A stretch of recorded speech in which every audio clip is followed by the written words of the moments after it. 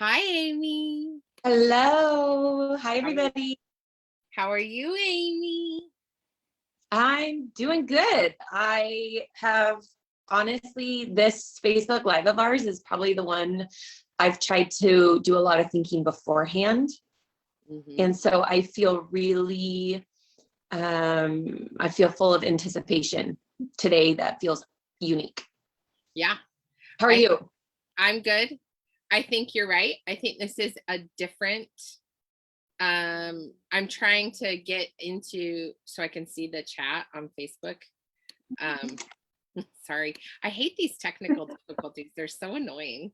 People have followed us long enough. They're used to us. I know, right?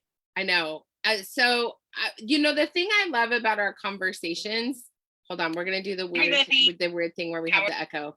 Oh, look, your mom's here. Hi, Val. So I think that where I really, Marley's here too. I think in some ways you and I have avoided this conversation. Yeah, maybe. I think you and I have spent a lot of years kind of going around it, right? But I love that you want to start with where we agree. Yeah. So the history, if you're joining us now, our history is that, I grew up in an evangelical, conservative, mostly conservative household my whole life, have very much felt grafted into the pro-life movement. And so that has always been my posture. And just until recently have had to really think, what does it mean to be pro-life? Missy, what's your background? So my background is that I did not grow up in any religious household, and I did not come to Christianity until about 3 or 4 years ago. I think it's been 4 years ago now, when I joined the Episcopal Church. And so and when I joined the Episcopal Church, it was because I wanted a church that was feminist and LGBT affirming, and that's how I ended up becoming an Episcopal. And I was the lobbyist for Planned Parenthood of Utah for 6.5 years and have been avowedly pro-choice since I was 17. And so it's actually almost stopped us from having a relationship, was that I posted something pro-choice, and Amy will go live and many times and tell you that she was like, I don't think we're supposed to be friends. And yet here we are all these many years later. Yeah. Still loving each other. Yeah, and learning from each other. I'm really excited to learn more from you. You've written a book about this, a dissertation on this. And so I am here to learn. I am here. I think we're both not showing up today as experts. We're showing up as women. We're showing up as women with unique experiences and with proximity to different kinds of communities. And we're willing, I think it's fair to say we're here not to find answers, and we're here not to agree. We're here to build our empathy muscles. We're here to lean into complicated issues that are oversimplified. And I think there's beauty in that, even if at the end there's no outcome. So I hope you all are willing to go into this conversation, willing to wrestle. And we think there's beauty in the wrestling. I think more people should be willing to wrestle, if you want the honest truth, because I think that you and I can both agree that the media has done a really good job at polarizing us. Yeah. And really keeping us from having intentional conversations about this incredibly sensitive and complicated topic. Like, it's not a simple all or nothing thing. Right. I would add to that, not just media, but definitely organizations like Planned Parenthood and Right to Live or Right to Life, that their narrative also pits you against an enemy. And so although we can say there are pros and cons to these organizations, I think a byproduct is you draw a line in the sand to get people feeling like they belong with your ideology or not. And we're just all about kicking dust over lines, you and I. So I love that phrase, kicking dust over lines. I gotta write that down. That's really that was good. That was like that's good. That's like a low back tattoo, like that's a good one. That's what Kristen Bell says on her podcast. So we're going to talk about the Texas ban. We're going to talk about what does really being pro-life mean. We're going to talk about the difference between probably being pro-choice and pro-abortion. We're probably going to talk about how much we hate these labels anyway. We're probably going to talk about all that. I spent 3 hours in an online webinar learning about abortion and the history and the actual law and the actual cases and the actual Constitution. So Woo, Amy! also on top of that, I told Missy before we started, I had my gynecological appointment this morning, and you better believe I don't know if you want to answer these questions, but I have questions for you about abortion, about the Texas ban, and we talked for 45 minutes today. I was almost late because we had such a good conversation. So that's also seasoned my brain. But before we get into it, Missy and I want to talk about probably where we agree. So I think that well, I don't know. I don't know. You go first. You go Okay. first. I think we are, and so you can confirm or deny because this is unscripted. I think we are both anti-abortion. Yeah, I don't think I'm anti-abortion. I am not pro-abortion. And so shoot. Yes, please explain. it's okay. It's totally okay. I hate the anti word. It really bothers me. I piano teacher. I am pro-choice, but I am not pro-abortion. And so I think that it is really important for when people are thinking about these terms that we have for our lifetime since Roe versus Wade passed in 1970, since that decision was made in 1973, our entire lifetime has been filled with those two anti-choice, pro-life categories, I think on purpose, to really pit us against each other. And I do not agree with abortion. I am infertile. I cannot have children of my own body, and I've been trying to have children since I was 16 years old. So, I mean, say what you will about that, but that's another topic. That's another topic. But the bottom line is that I do not believe for myself that that is a choice that I would make. I have some exceptions to that when it comes to rape and incest. But I do not believe that's a choice that I would make for myself because I have tried so desperately to get pregnant. Yeah. But I am very adamantly pro-choice. And the difference is the nuance in that. And sure. Yeah. Yeah. So let me go back. Can I? Yes, please. The beauty is that we're going to do this imperfectly, myself included. So I would like to go back and retract my statement and say what makes us similar is that we're both not pro-abortion. Mm-hmm. Is that correct? That is correct. Yeah. And that blew my mind. In our proximity of friendship, I did not realize that you also felt those things, even though we disagreed on a lot. So that's one similarity I think that unifies us a lot in our personal value. Mm-hmm. Yeah, absolutely. Is there any other similarities on the same page where we agree? I mean, I think that we agree.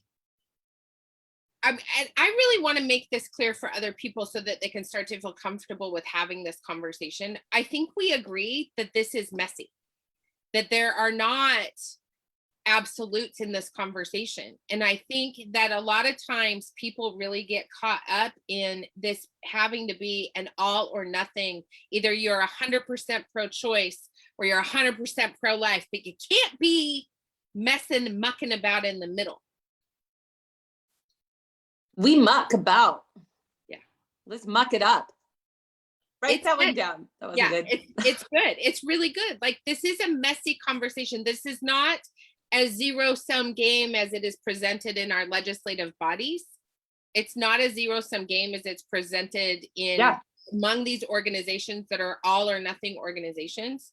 And I do not think that this is, I don't think people are given permission to disagree about certain aspects of this conversation when it comes to abortion and life. Marla made a comment. She said, wrestling takes humility, that there isn't a simple answer to an issue that affects so many. Yeah. 100%. Yep. Val's willing to wrestle. Good. Love you. Where else do you think? Yeah, I think fundamentally, you and I both want women's rights. You do life with me, so you can attest that I really believe that we should have sovereignty over our bodies. And it gets complicated and messy being pro-life, but I think you and I both want that. I think both you and I have a very healthy disdain for government telling us what to do with our bodies. Yeah. I think we agree on that. We do agree on that. And, you know, I was thinking about this. I was talking to another friend about this, and we were talking about this idea of small government and local control, because that is those are terms that are used by conservative elected officials. You know, we want there is no better locale. There is no locale more local than our bodies. This is local. I know where my locale is. It's right here inside this body. And I think when we talk about sovereignty for our bodies, I think that that is absolutely a place where people can start this conversation. Yeah. You can agree that we as women's bodies, we are sovereign beings. Yeah. Yeah. That's good. Yeah. The only other thing that came to mind, I'm sure there's more if we get into the nitty gritty, but another thing we have in common is that we both love babies. Yes. That you don't hate babies, and neither do I. Yeah. And I don't hate men or babies. What? I don't hate men or babies. So I think we value life. I think we value women's sovereignty over their bodies. I think we value wrestling. I think we value questioning. I think we value a lot of things the same. I think so too. So with that said, let's talk about where we disagree. Okay. I have so many notes of things I want to talk about. I know, I see this. Can I just jump in really quick first? I want to say something for people who don't understand Roe versus Wade. So I think it's really important for people to understand that Roe versus Wade, it gets bandied about a lot as this big abortion decision, but it's actually a privacy decision. And it was a decision that was made in a 7-2 vote. The 7 justices that voted in favor of Roe, of the privacy parts of Roe, were Republican nominated judges. The 2 judges that voted against it were elected by they were nominated by Democratic presidents. And so one of the things that's happened in the course of our lifetime is that it's become this partisan issue that typically is seen as all the pro-life people live as Republicans and all the pro-choice people live as Democrats, when actually, when that decision was made, it was the reverse. And it's also a privacy decision. And this is where I think things get muddy for people. All of this privacy that we have, you know, all of the privacy statutes that have passed into law since Roe versus Wade happened are predicated on Roe. And so if we dismantle Roe as a statute, then what happens is that all potentially the privacy that we enjoy also gets questionable. Which can I challenge you on that? Yes. You know way more than me, so that's laughable. I thought it was Griswold versus Connecticut where the right to privacy statute was established. That's where the first piece of it was. But then Roe built off of Griswold v. Connecticut, which for our viewers made it legal for a woman to get contraception without her husband's permission. In 1965. Yeah. Is when the Supreme Court established zones of privacy, which they say is implied in the Constitution. That a government can't tell married peoples what they can do at home, meaning you should be able to take birth control and we can't. I mean, I just blew my mind that this was not that long ago. No, it's not that long ago. And I think that's what I want really people to understand, that all of these things, the Griswold v. Connecticut and the right for you to use birth control without your husband's permission, by the way, like huge, but only in 1965. And then you have Roe, and then you have the Supreme Court decision that said that single women could use birth control without permission. And that wasn't after Roe. Yeah. When was that? I think it was 70. Oh, it's Eisenstadt versus Baird in 1972. Yeah. So it was right before Roe, right? So all of these things have happened. I was born in 74. In our life. Like, this is not old stuff that happened in the 1800s, y'all. Yeah, that's right. This is actually, I mean, if you look at the history, this is rapid change that doesn't feel rapid enough for some and perhaps too rapid for others.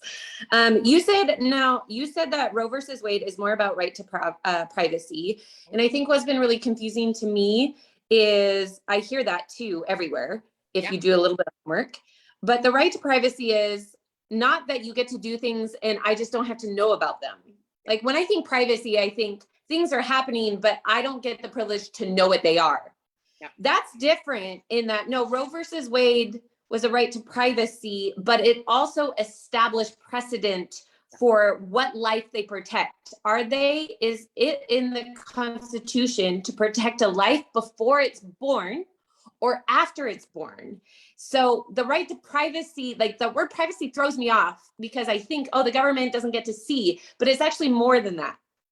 I think you're right about that. And I think another thing that is really important to think about is if we think about the right to practice our religion without interference from the government, because for certain religions, when life happens is very different. So for example, in the Jewish faith, life does not happen at conception. Life happens 40 days after conception. And so life does not take place in the very beginning of, right when that sperm meets the egg. The Mormon church is the same way. In the LDS faith, life doesn't happen until quickening, which is typically in the 4th month. Yeah, and that word comes from before the 1900s. Yes. I mean, a quickening phrase I just learned about, and it's really loosey-goosey. Yeah. It can feel the baby. Yeah, it's when you can feel the baby. And so I think also what we forget to talk about, because also, and I can say this on the pro-choice side, the argument that this is all Christians bothers me to no end, because not all religions are adamantly pro-life.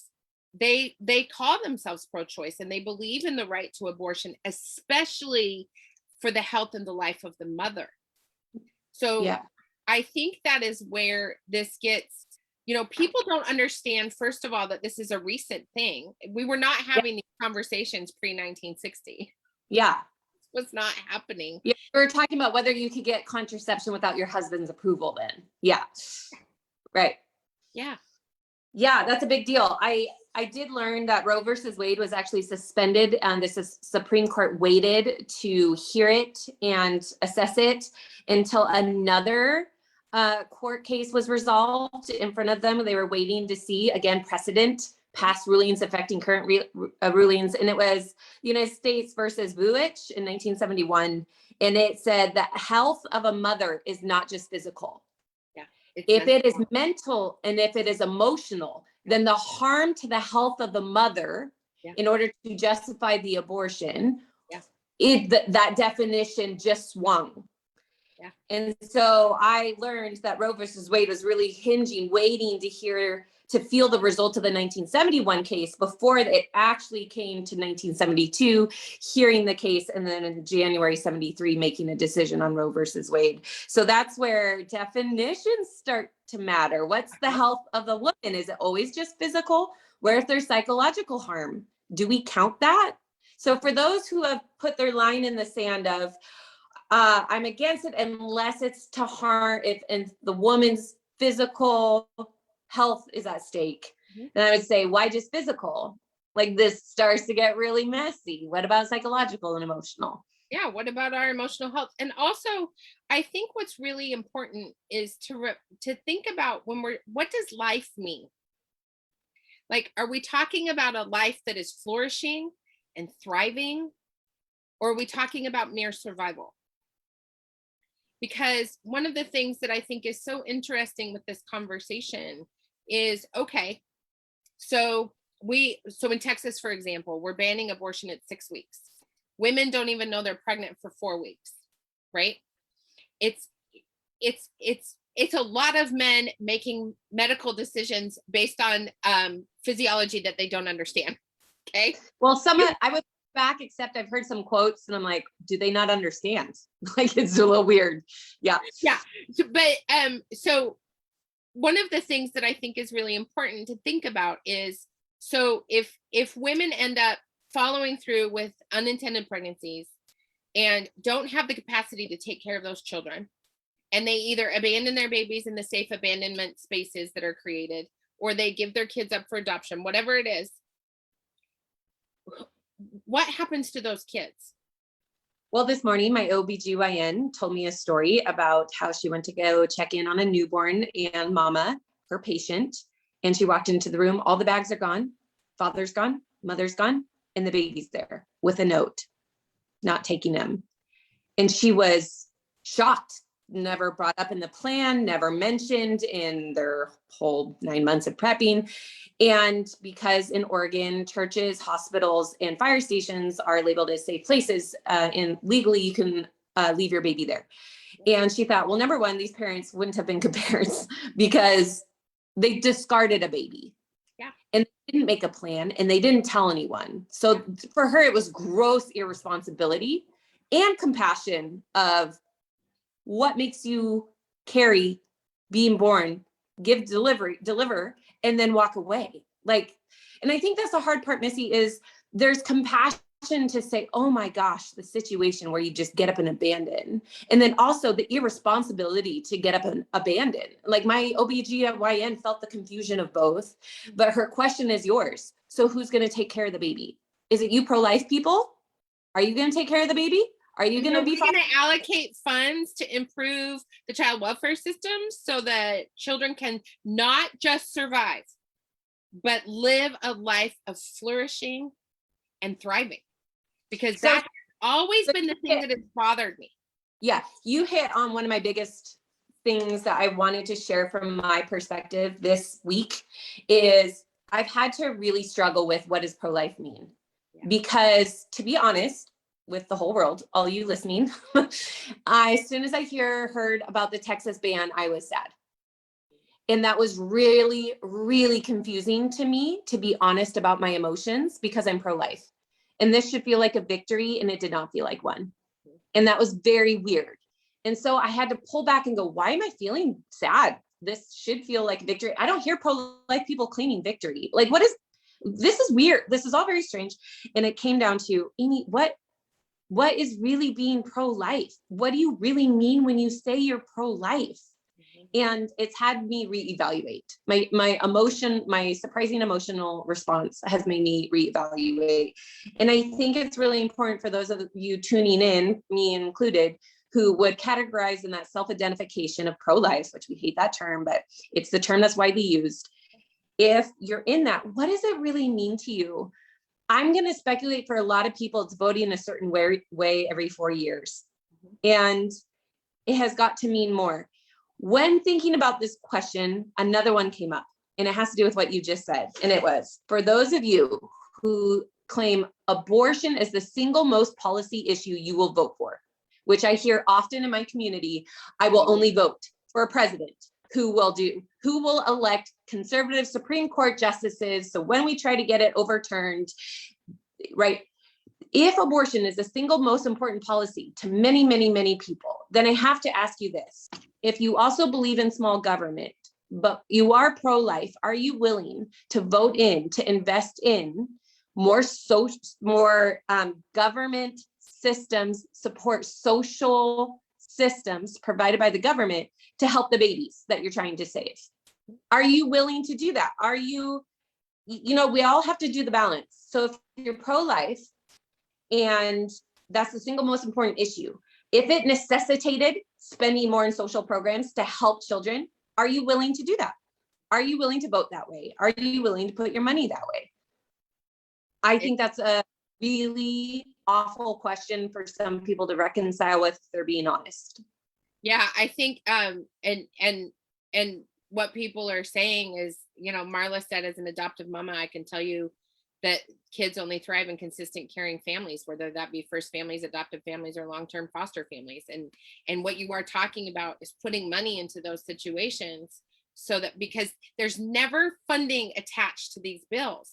It's punitive government intrusion. It is government intrusion, by the way. Like, this is, there is no other situation where the government intrudes on bodily autonomy and sovereignty as this, because of the question of life, right? Yeah. And we don't put as much money into funding social programs as we do into fighting. I mean, these bans cost so much money to fight. Yeah. Billions and billions of dollars. I mean, and we're not thinking about the whole of what happens when we ban abortion, when abortion is illegal. Two of the most Catholic countries in the world have decriminalized abortion, Ireland and Mexico. They decriminalized it because so many women were dying. And those women were leaving behind children. And when Ireland and Mexico vote to decriminalize and start to address things differently, I feel like we're in upside down land. That's literally what I said. I said, I mean, literally like within months, I'm like, what is happening? Where do you live? Like, like another, no what? Like, I want to go back to, we're kind of ping ponging, but I think they're also we're out of control again, as usual. No, it's good. With Roe versus Wade, I listened to a podcast someone sent me who is super measured. We don't talk about this. And he sent me a podcast to listen to. So I really respected it. And it was two pro-life people discussing the politics around abortion. So it wasn't morality, it wasn't faith-based, it was the politics. And they said that if you overturn Roe versus Wade, which right now bans, like what I learned, bans like in Texas and Arkansas and South Carolina, I think they are making extreme bans to get the attention of the Supreme Court, knowing it'll go to a lower court, go up to the next court, and their whole point is to be so dramatic it gets to the Supreme Court. So I didn't realize that is a strategy sometimes of these crazy bans in a lot of people's minds, is just to get it in front of the Supreme Court so they can overturn Roe versus the model legislation, Amy. It's like this big. I used to have a copy of it. It's huge. Okay, so you have, so I get what the podcast folks were saying, pro-life people were saying, if you overturn Roe versus Wade, then federally the right to abortion falls off and it goes to the states. 16 states currently have ready to go legislation that says if it's overturned in our state, it's legal. So 16 states off the bat already have that position, let alone the states who will then position themselves that way after, if it happens. So their data said that if Roe versus Wade is overturned, certain states, very predictable ones, if you look at maps around data, certain states will obviously make it still legal. The states that would make it and keep it illegal are states with lower abortion rates already. And they estimate that if it's overturned, there's going to be a 10% decrease in abortions. 10% if Roe versus Wade is overturned. 10%.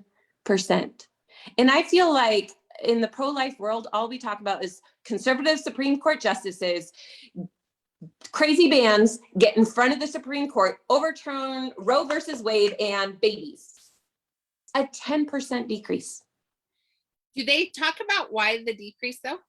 Do they talk about why the decrease would happen? Because I know why, because I did my research, my dissertation on it. I don't think they said why. They were just saying statistically with what states would keep it illegal in their order. No, tell us. Right. So part of the reason that decrease would happen so dramatically.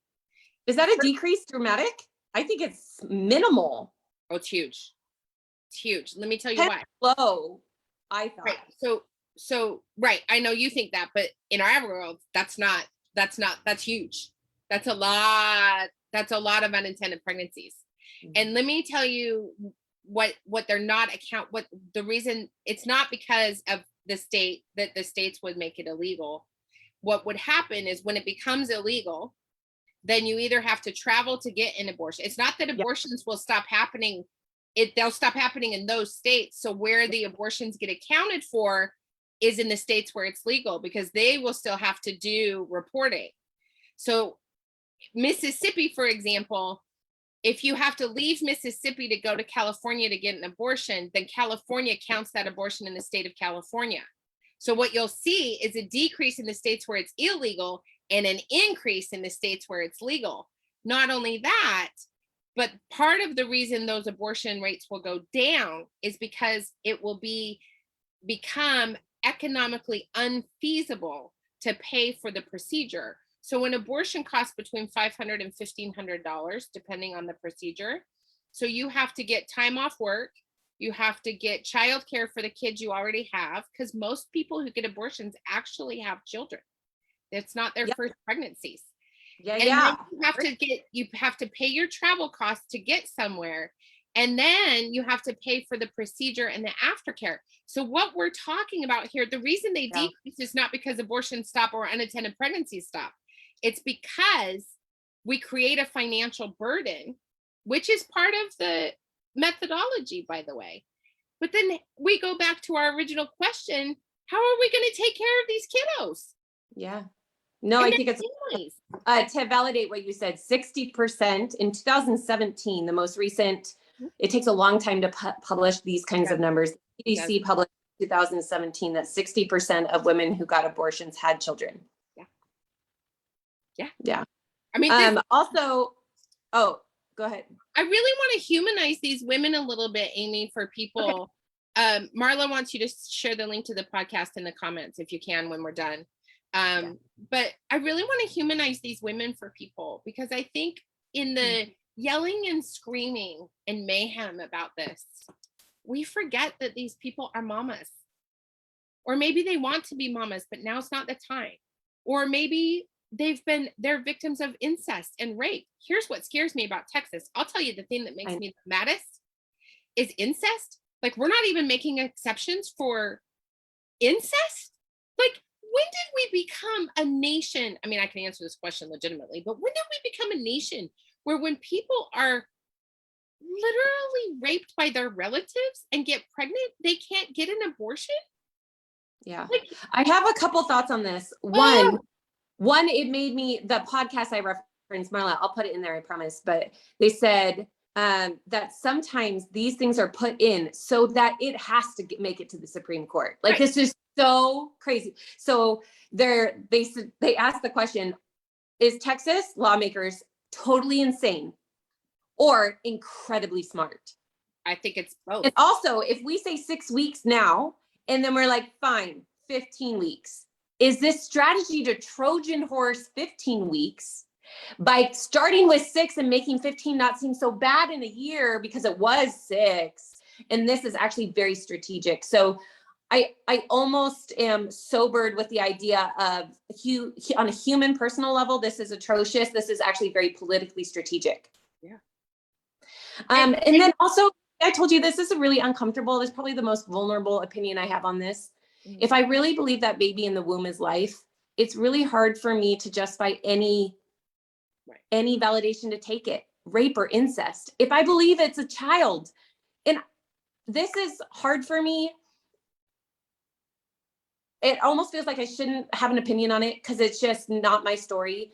But if I believe that's a child, it's hard to imagine justifying any reason to take it, even in terrible circumstances. That's hard. That's a wrestle for me. If I mean it, if I really think that's life, can I say, well?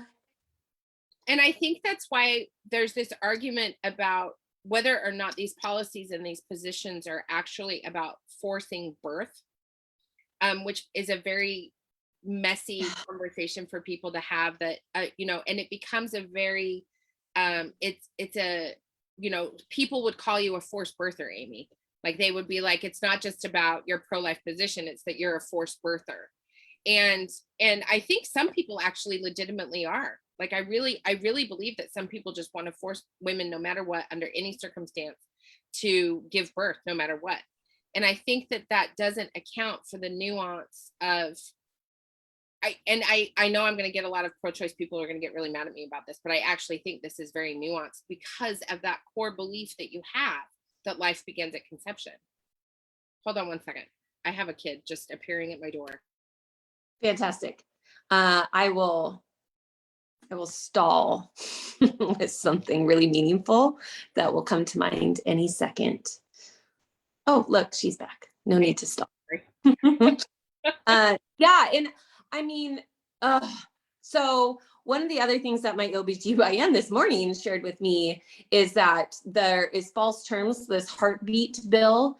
There is no heartbeat at 6 weeks. What you see is electrical firings that look and sound a thing, but it is technically not a heart beating. That happens later, 8+ weeks. Yeah. And so the heartbeat bill at 6 weeks is actually false terminology. And for those of us who are pro-life, we should care that the terms are right. And that's a wrong term meant to emotionally manipulate you. So I think we need to be careful about that term. But she said she heard a terrible story of a patient who was Muslim, brother-in-law raped her, got pregnant, couldn't tell her husband because the brother-in-law wasn't going to be punished. She could be killed. For having, and my practitioner did an ultrasound, confirmed a gestational sac, confirmed it was 4 weeks. There was no heartbeat yet, and told her to go to Planned Parenthood in Salem. I also learned my practitioner is pro-life. Yeah. I mean, but there was no why would you be in the business her. of babies if you're not pro-life? Like, this is the thing that I just, my heart breaks for that woman. By the way, me too, and that's where we. But I really love what you just brought up about the heartbeat bills, because so I wasn't kidding that there's a playbook and it's like this big. It's huge. It's like thousands of pages, and it's got all the talking points. It's from the Americans United for Life. It's got all the talking points. They distribute it to every elected official in the country. Every state legislator gets one of these, and it's model legislation. All of the talking points. And then arguments for and against, so that the legislator is prepared to battle all of the arguments when they introduce those things. And how many read it? Just guess. How many read it? Well, several of them just handed it to me. I just don't think they read it. The ones who do are the ones who introduce the legislation, because they get handpicked to do that. And I mean, you and I have talked about this before. Y'all don't want to know how laws are made. It's like laws and sausages. You don't want to know any of that information, because it really is that ugly. And I think it's really, really important that we understand that legislators are talking about medical things that aren't real, and they're making them up, but they're not technically accurate. And you're right, Amy, it's to pull on your heartstrings and make you feel bad. But that we should be having medical doctors informing people about what this looks like medically, because it's a very different scenario than the ones that we understand. Yeah, that's good. I also think with the Texas 6 weeks and rape incest, like the actual structure of the ban, a Gallup poll in May 2018 said that 50% of the people think it should be illegal, but then that there's certain circumstances that afford an abortion, like rape and incest. So you have a bill passed where 50% of voters and constituents and fundraisers for your political success, 50% of them don't actually agree with what you just put out. And that's where I think I'm not hearing pro-life people really celebrate. I'm not hearing it very much, where it's like, because we all think this is a little nuts. 50% of people would probably have a really hard time. But it's also very interesting to me that 50% are actually think it should be illegal in the second, third trimester. I mean, that's very confusing to me. Pro-choice except third trimester? I think that I think there are several reasons for that, that I just experienced in my former capacity as the lobbyist for Planned Parenthood in Utah. And one of them is that we have such a difficult time comprehending what abortion, reasons for abortion, and the ways that those happen after 12 weeks. It's a very different Yeah. thing. And Oops, I decided to change my mind. And so I guess I'll get it today. Like that's not that's what happens. right. Like that whole concept and idea, especially because for many women, they don't know they're pregnant until we don't teach women how to track their periods. Like, come on, my kids are like, what do you mean I got to write it down in a calendar every month? I'm like, you got to pay attention. Like, you got to know when you're ovulating, and you got to know when you're getting your period. Or irregular periods where there's no check. Right. Where there's no, like, if you've got irregular periods and you can't keep track of it. Right. And so, like, some women just don't know they're pregnant until way late down the road. And I'm not talking third trimester, I'm talking like 11 or 12 weeks. And then if you have all these other circumstances coming into play and you're like, God, I can't do this. I have to make choices. And this is where the choice thing comes in for me. I would not make that choice. If I found out that at 11 or 12 weeks I was pregnant, I'd be like, holy shit, something actually stuck in there. That's never happened before, right? Like, whoa. But I think for many women, they make the choice to get an abortion because that's what is best for them and their lives and their families. And it's not that they were running around flailing their legs for whoever. That's not how this is. And I want the pro-life community to really, truly think about, if we are going to help women flourish, and we are going to help them thrive, and we're going to help families do the same thing, we have got to stop the slut shaming narrative that all women who get abortions are just spreading their legs for whoever, whenever. Well, if it's 1 in 4 women, it's our best friend in small group at church. I mean, hello. Yeah. So we're creating a narrative that is offensive to the people in our inner circle, and we don't know it, because why would they volunteer that with the narrative we're spinning? So I think you're right. I have to tell you, Amy, I have to tell everybody this. One of the most heartbreaking moments of my entire advocacy career was when they were introducing a bill in the Utah legislature that would have banned a very specific procedure in the second trimester that is a life-saving measure for women. And it was a specific ban on a specific procedure because they considered it an abortion. And I had a woman call me randomly in my office one day, and she was sobbing. I didn't know her. She said, I'm a Mormon, I'm an LDS woman.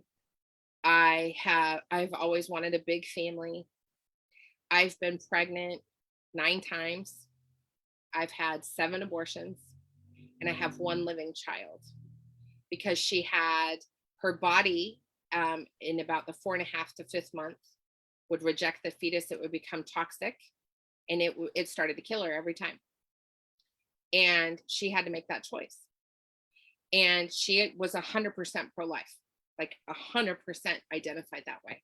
But she had to make that decision to get that procedure. And had that ban passed through, she wouldn't have ever been able to get it. And it was that moment where I realized how this is between her and God. It still makes me cry. Her deepest desire was to bring all those babies to fruition, every single one of them.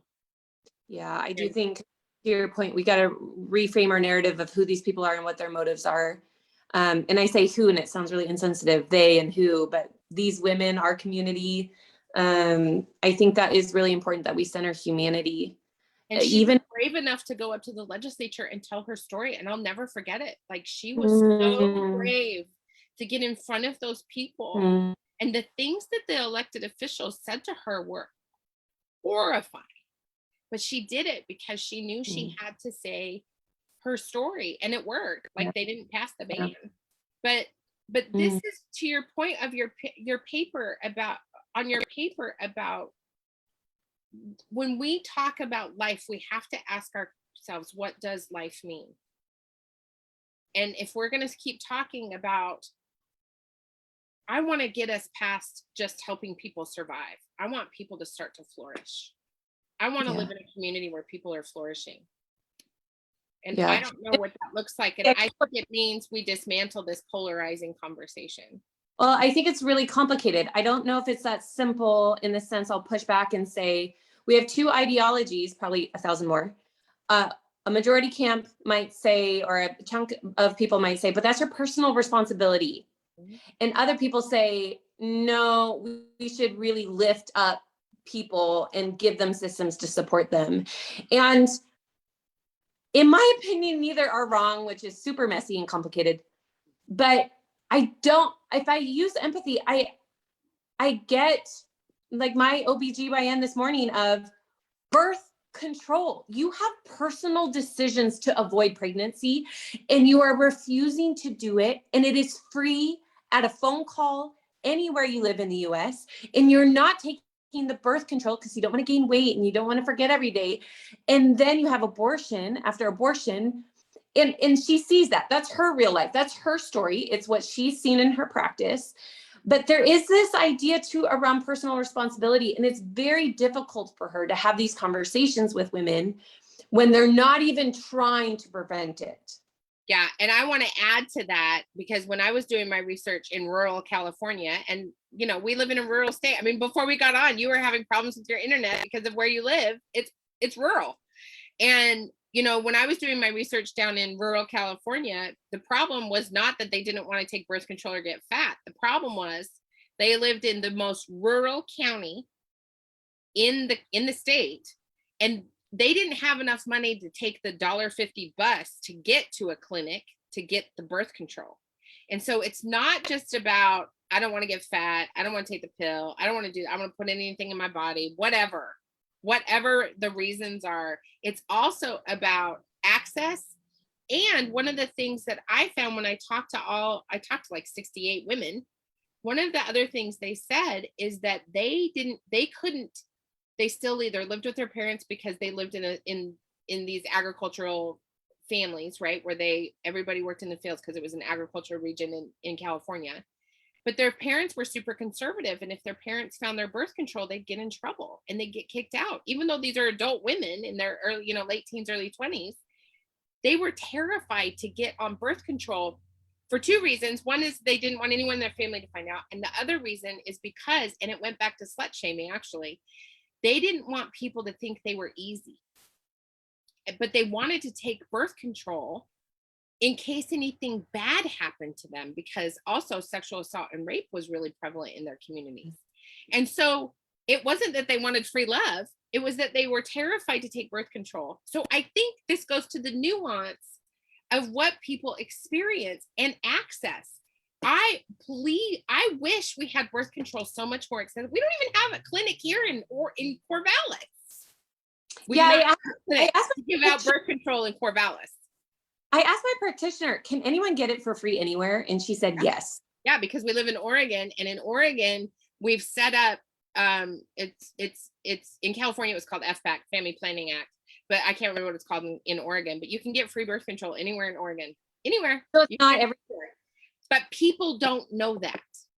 Okay, so can I just don't talk about it? Okay, so this is, in my mind, an example of a solution. And the solution is to a new question I have. No, a new pro-life stance I have as of this week.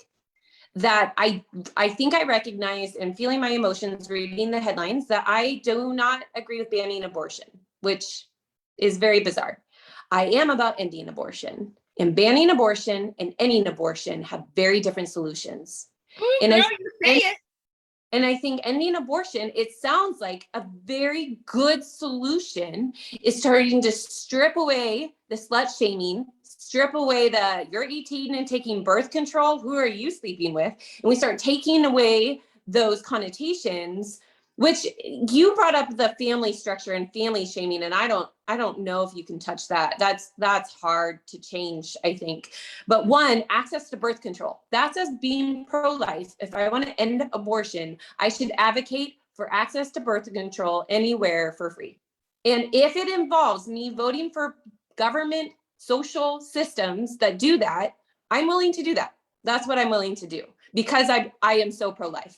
I am willing to say, yes, also fund this thing. The second thing is access to healthcare, which I know you would probably feel super passionate about.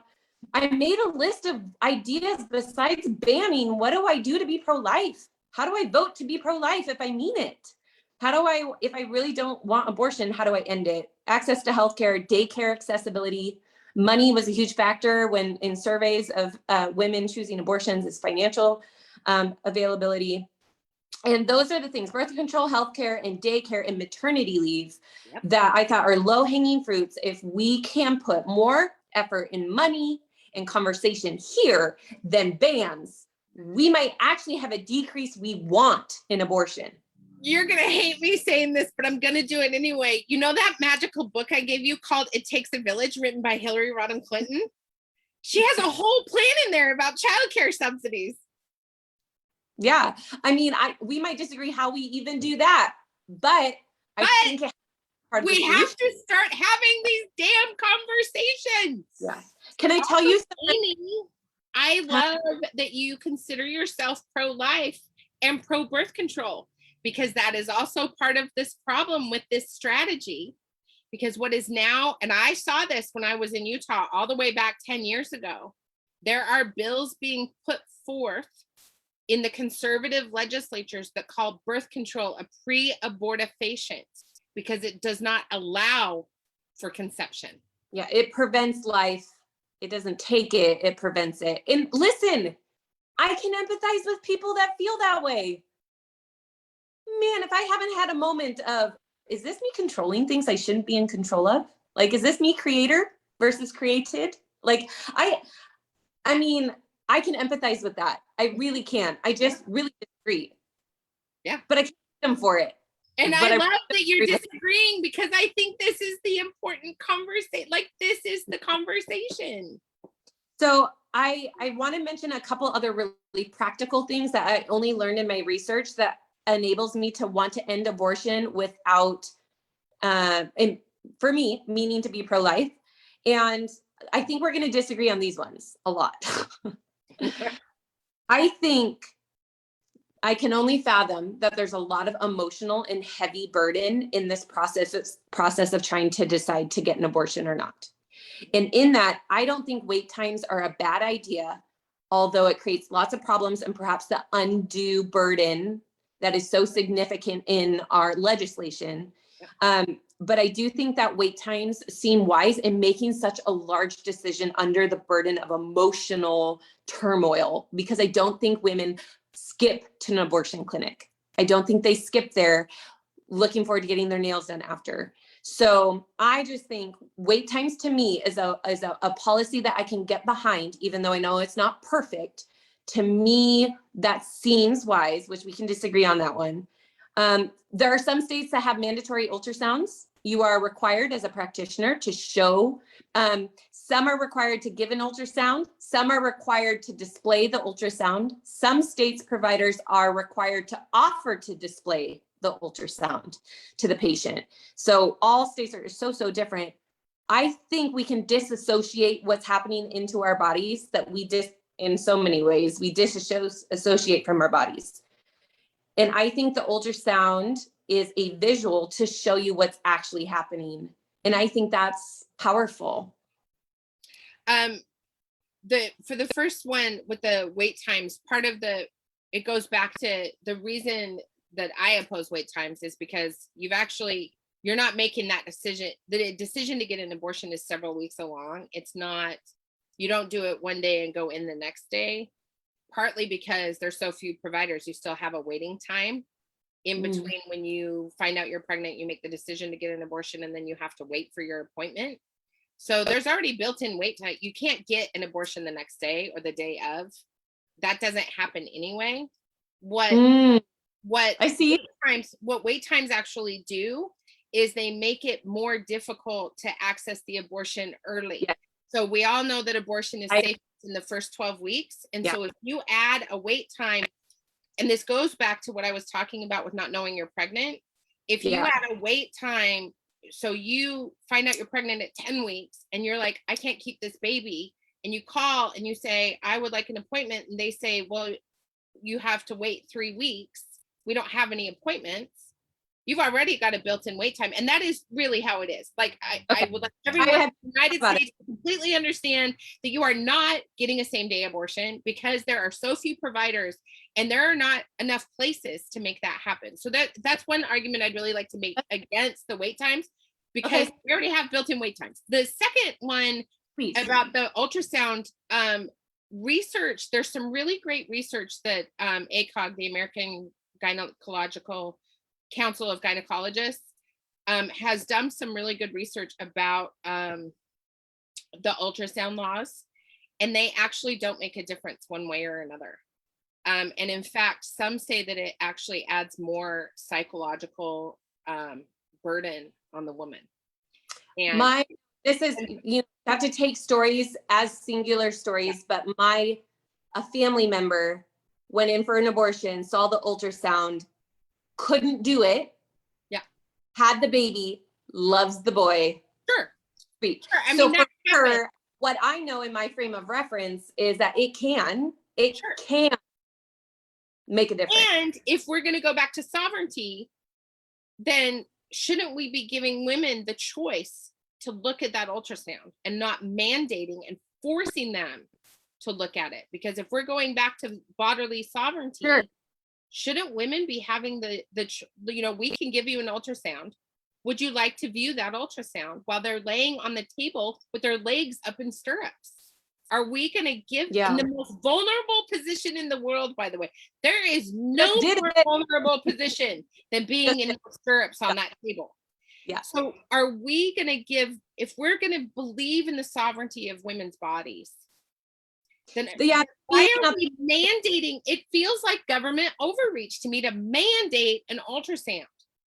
Yeah, but if I abortion, but I don't believe in banning it, this is another way for me to mean pro-life, but not force you to do something with your body. And it's an image, and I can get behind how emotionally you shouldn't have to look at the display, so it's, even I have some wrestling even with my opinion. It's inhumane to force a woman to look at it, to force her, giving her the option and letting her make that choice.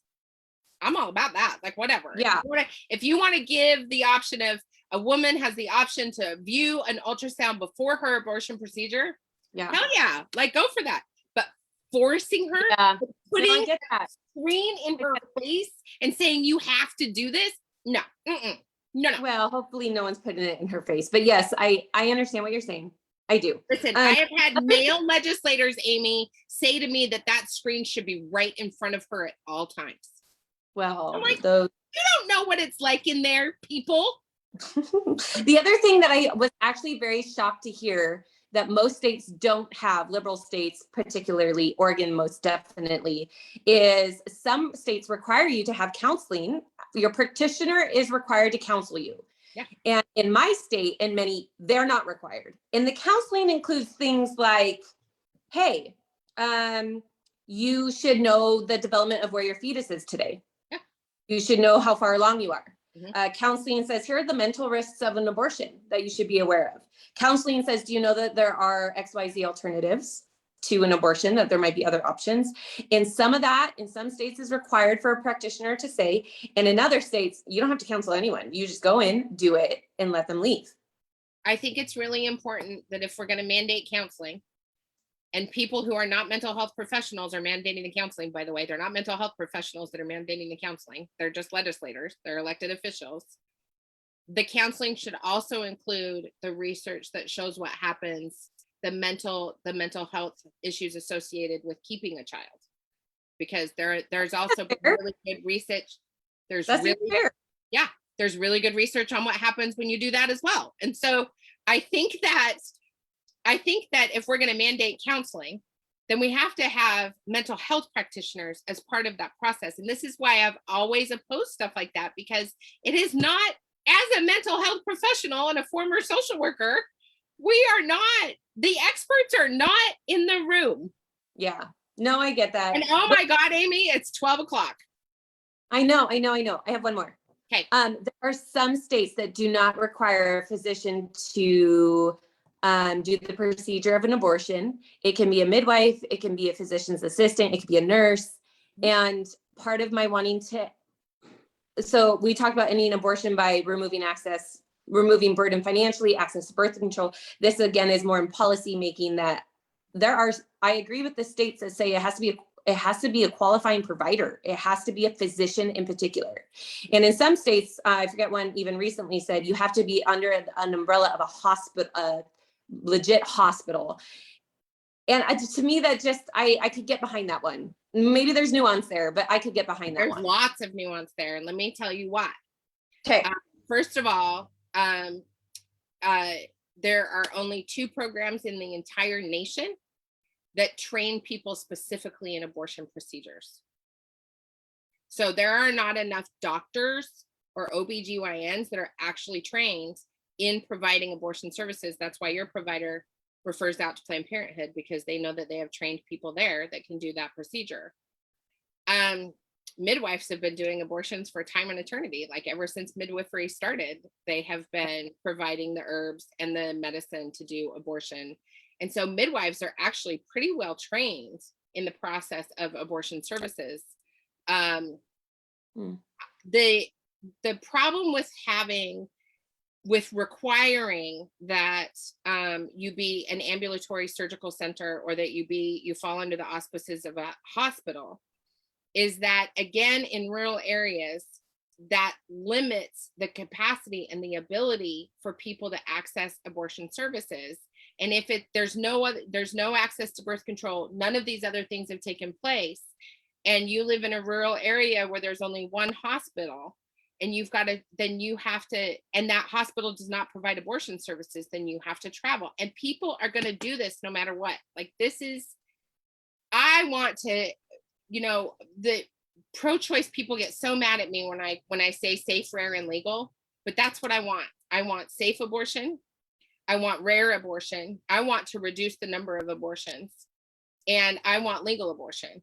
And I am still opposed to abortion for me. I'm not pro-abortion, but I truly believe that if we want to diminish the number of abortions and we want to cut those things down, then we have to look at this very holistically from a bunch of different spaces. And I love that we have been able to have this conversation, because I hope that by sharing this and by sharing this with other people, that people will start to see how important this conversation is to have. And Marla just asked, do abortion clinics have social workers on site? If not, what do you think about that? There aren't enough social workers in the world abortion clinics don't have social workers on site, and I think they should. They have really amazing professionals that do counseling on site, but they don't have social workers, and I really wish we did.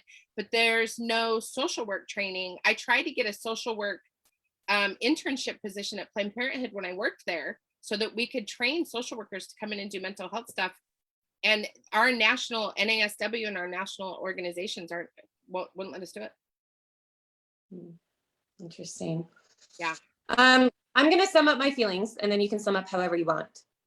This week, I recognized that with the abortion conversation, I will never, it will always feel like a lose-lose to me. And I think it's almost a source of a lament. And here's what I mean. I recognize that as long as there are abortions, I am pained by children not having the right to live. And you said, what if they live an awful life? I don't know. I don't know if they will. I want them to flourish too, but I don't know. But they should have a right to life. Like I genuinely believe that. And so I'm going to be sad if abortions continue. And it's a lose. That would be a lose for women and sovereignty over their bodies. That would be a lose for government to impose. It would be a lose for so many reasons for women. Flip side, we keep it as it is, and it's a lose for babies and a win for women. I just feel like it's a lose-lose. I'm for women's sovereignty and I'm for the unborn. And so I'm always going to lament this. I recognize this week, I don't know if I'll ever feel like there's progress, because where you raise the right to liberty and life on one end, you seem to impact it on the other equally opposite. And I don't know what to do about that in this conversation. Yeah. And I see that. I think lament is a really good way to describe it. I just really want to invite people to not have a screaming match about being pro-choice or pro-life or anti-choice or pro-birther or forced birther or pro-abortion. Or I really want us to stop yelling at each other. And I really want us to start having conversations as women. And I want us to start talking about all of our experiences around our bodies and birth and fertility and postpartum depression and all of the experiences that we have holistically as women. I truly believe that when we start having those conversations the way you and I just did, because when you and I first started talking, you and I were way on the opposite side of the spectrum. And the fact that you and I have come closer and closer together tells me that there is hope for us to stop yelling at each other. And it didn't require us to abandon our values. No. Us getting older didn't actually change our belief systems that were different. Not at all.